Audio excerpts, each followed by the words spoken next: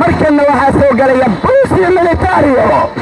waa kuwa ka hortaga. Dharaarta ay Abriil tahay 12 sanad walba waxaa loo dabaaldegaa munaasabada sanad guurada ciidamada xoogga dalka Soomaaliyeed oo ku aadan maalintii dhidabada loo taagay qaranka Soomaaliyeed. maanta ay ku aadan 12 bisha Abriil sanadka 2022 waxay ahayd maalin weyn oo qaranka Soomaaliyeed iyo sidoo kale shacabka Soomaaliyeed bay ku aldoogsadeen cutubyada kala duwan ee ciidamada qaranka Soomaaliya ee fantasiyaha iyo sidoo kale dabaaldega ku soo bandhigaya xarunta wasaaradda gaashaandhigga ee ciidamada Soomaaliya.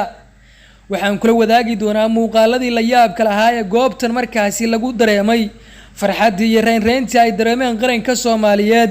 maalintan waxaa loo baahan yahay mucaarad iyo muxaafadba in la garab istaago ciidamada qaranka Soomaaliyeed oo ah wiilasha har iyo habeen u taagan sidii qaranka Soomaaliya looga difaaci lahaa cadawga ku soo duulaanka ah. haddaba saaxiibayaal waxaan la wadaagi doonaa muuqaalo iyo sidoo kale muuqaalo kooban iyo heesaha ciidamada qaranka Soomaaliyeed maanta ay ku dabaaldegeen khudbadii taliyaha guud ee ciidamada xoogga dalka Soomaaliyeed iyo sidoo kale khudbadii la yaabka lahayd ee uu jeediyay madaxweynaha Jamhuuriyadda Federaalka Soomaaliya mudane Maxamed Cabdullaahi Farmaajo. haddaba qof kasta oo Soomaaliyeed oo muuqaalkan daawanaya waxaynu ka codsanaynaa sida qaramada kale ee dunida inaynu u helno ciidankeena mucaarad. haddii aad tahay madaxweynaha Mareykanka ku joogana ku tahay wuu bixi doonaa berrito, balse waxa inoo haraya waa qaranka iyo ciidda iyo ciidankeena iyo wiilashana dharaar iyo leyl u taagan sidii ay qarankeena u difaaci lahaayeen. shacabka qof kasta oo Soomaaliyeed oo muuqaalkan daawanaya waa inuu like fara badan ku dhufto si uu bulshooyinka Soomaaliyeed u gaaro. haddii ay tahay markii kugu horeysana soo boqoto YouTube-keena subscribe saare gambalelkana fara ku mahadsanid. waxba yaanan waradin ku daalina waxaan idin kala dhaxbaxayaa qaabkii maanta u dabaaldegeen ciidamada qarankeena Soomaaliya iyo khudbadii taliyaha guud ee ciidanka iyo sidoo kale madaxweyne Farmaajo.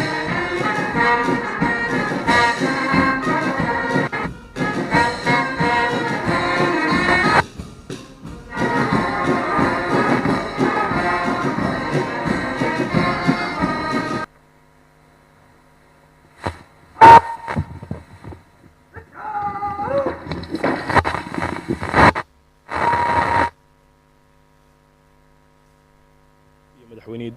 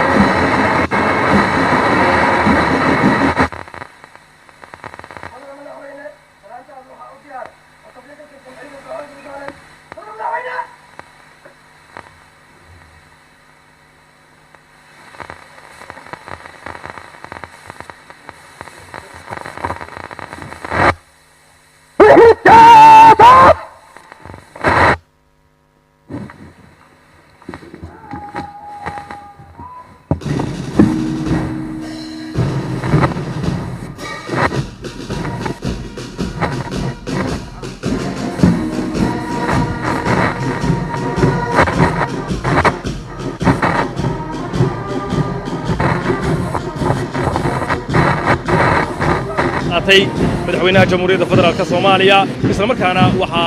ay ciidamadu u dhaqaaqeen dhinaca kale. waxaa hadda dhacaya aad maqlaysaan soundka waa ciidanka baanbayda ee xoogga dalka Soomaaliyeed. waxa weli ku guda jirnaa tabinta tooska ah ee aad kala socoteen warbaahinta qaranka.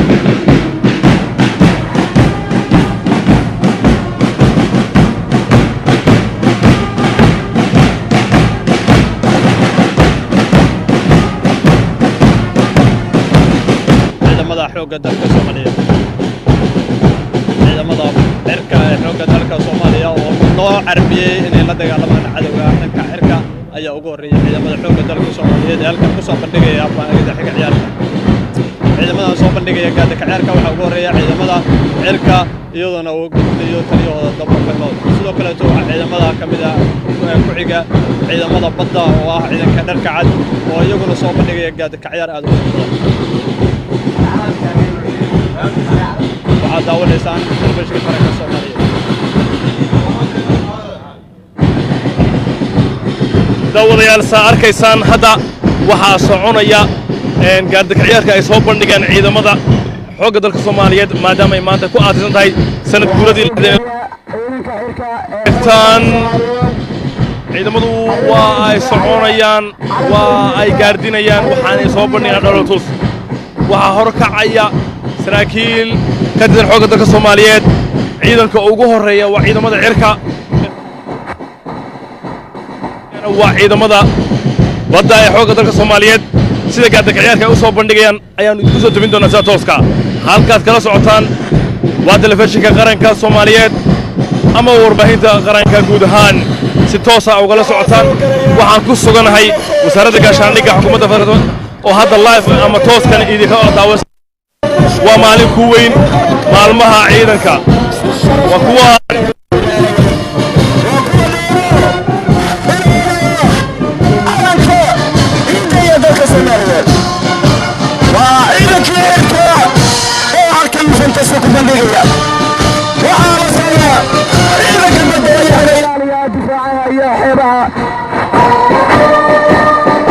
وكل دورة إلالية دفاع عرنكة إيدا كيدا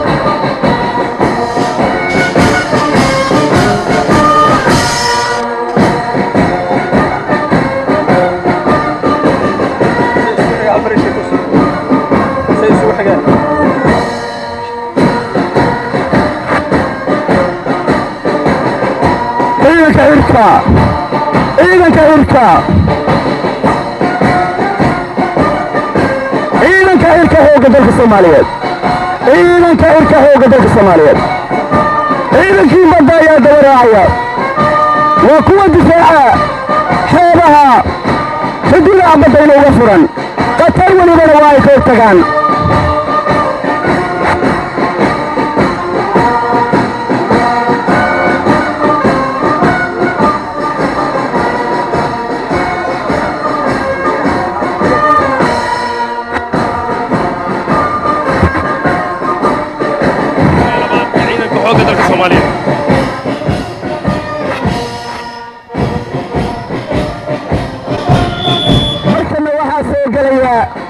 kuliyadda ciidanka xoogga dalka Soomaaliyeed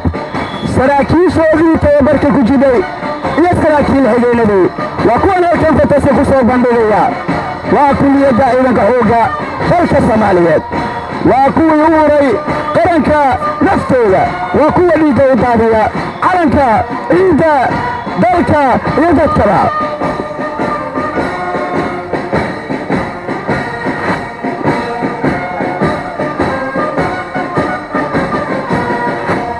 ciidanka xoogga dalka Soomaaliyeed cutubyadoodii kala duwanaa ee saraakiisha loo soo saarayo iyo saraakiil xigeenada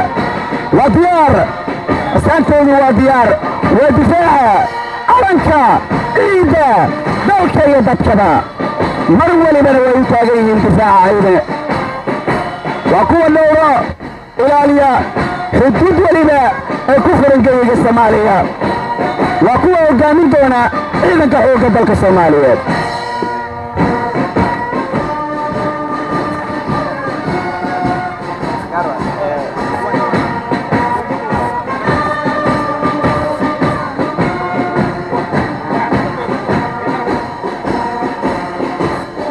markana waxaa soo galaya booliska militario waa kuwa ka hortaga dhowra shuruucda ciidanka xoogga dalka Soomaaliyeed waa booliisiyo militario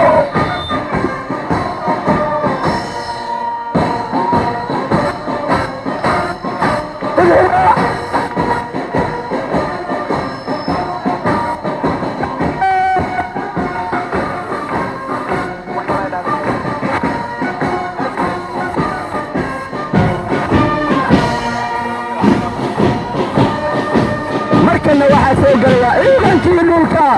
kuwa dagaalama buuraha haraha togaha cadowga ka weerara mar welibana uu gala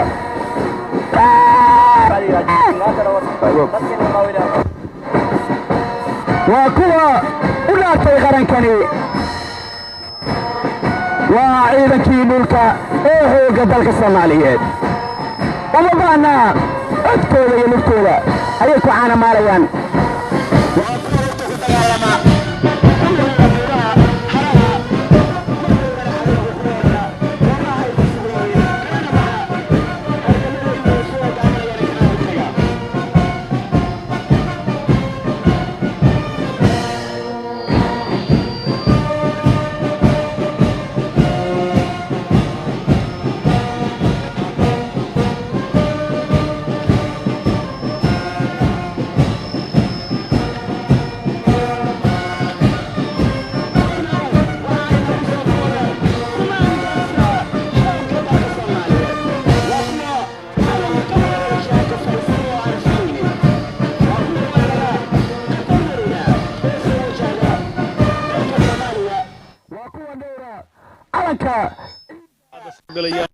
يندكبا ومبانا إن وطن الدربان لختوغا يا دربان وهو كمان دوس إنا كهروغا دلك الصومالية ومبانا دربان الوغراعو لختوغا يا دربان وكو الدورة إلا هو عرنكا عيدة دلكا يدكبا وكوي نفتوغا كجالا قرنكني waxaa soo socda kuwii awoowayaashooda iyo dhulkooda hooyo u hibeeyey qalbiyadooda waa commandos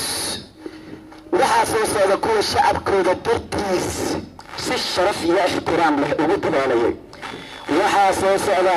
geesiyaasha Soomaaliyeed waxaa soo socda kuwa gala godadka harooyinka tegaha sababtooda ayaa ka garan kartaa uma baahna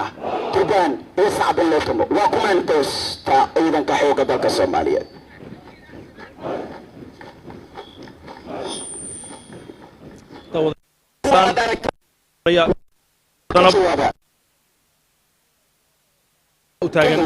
ciidda calanka iyo dadka Soomaaliyeedba ciidamadan ayaa ka qayb qaadanaya kusan guuradii 62 ee ka soo wareegatay markii la aasaasay ciidanka xoogga dalka Soomaaliyeed waa kuwa soo galaya waana sababta in ay hurayaan naftooda waa commandos codkooda ayaaba ka garan kartaan waa ciidan muuqaal wanaagsan oo mustaqbal wanaagsan leh waa niman adag oo ku kalsoon nafsadooda waa kuwa u diida cadowga riyaadii hardiga inuu ku haydo waa kuwa dhowra ilaaliya calanka buluugga ah oo mar waliba babanaya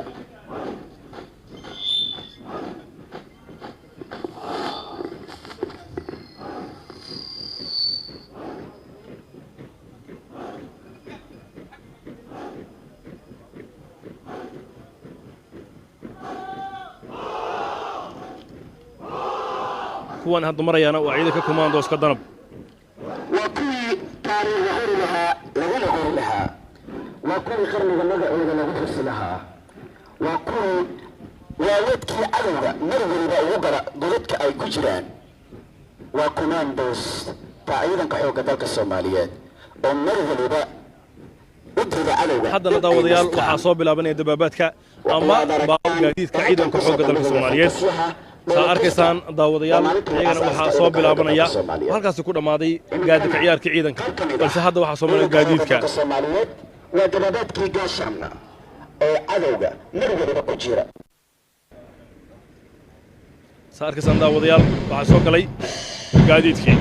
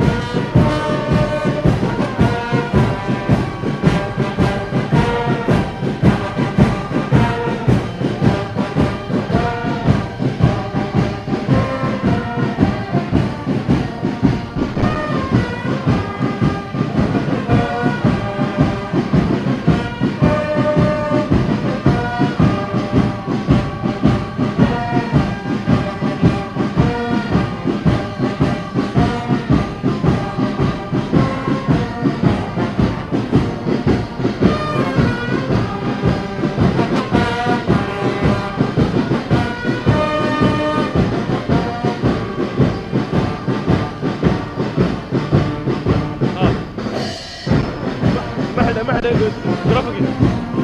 بس لا ما قلت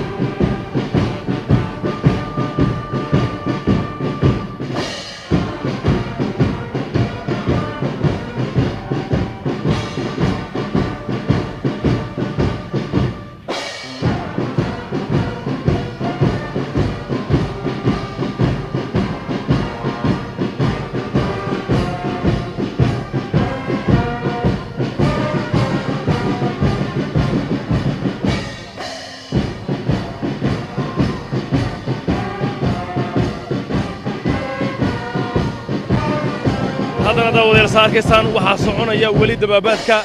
ciidanka xoogga dalka Soomaaliyeed ay ku soo bandhigayaan gaadaka ciyaarka iyo sanad guuradii 62 ee ka soo wareegatay markii la aasaasay weli waxaa ka daawanaysaan tabinta tooska ah warbaahinta qaranka waxaa idila socodsiinaya Anosh Laawa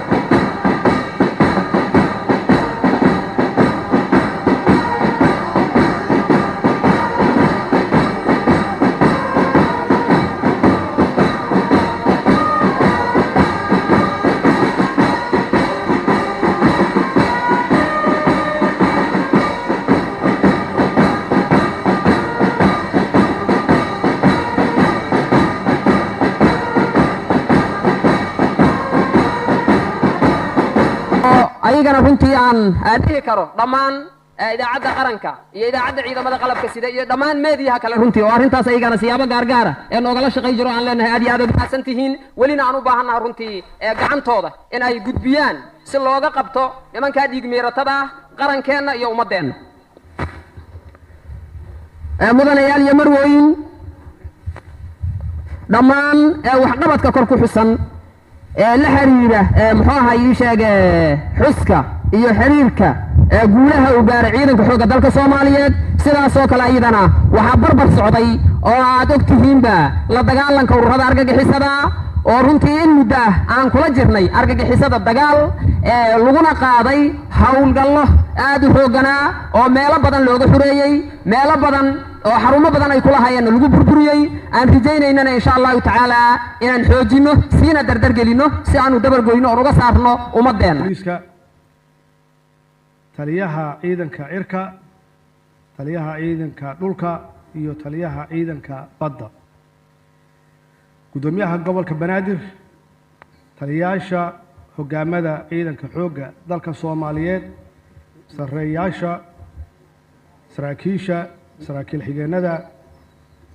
taliyaashii hore ee ciidanka xoogga taliyaha ciidanka niisa رئيس وزراء هوري golaha wasiirada inta nagala joogta xildhibaanada labada aqal sharafta leh diblomaasiyiinta wakiilada dawladaha aan saaxiibada nahay shacabweynaha nagala soo qayb galay munaasabadan qiimaha badan bahda saxaafadda kooxda horseed ee Bambeyda waxaan ku salaamay salaanta islaamka assalaamu calaykum wa rahmatullaahi wa barakaatuh Allah mahad iska leh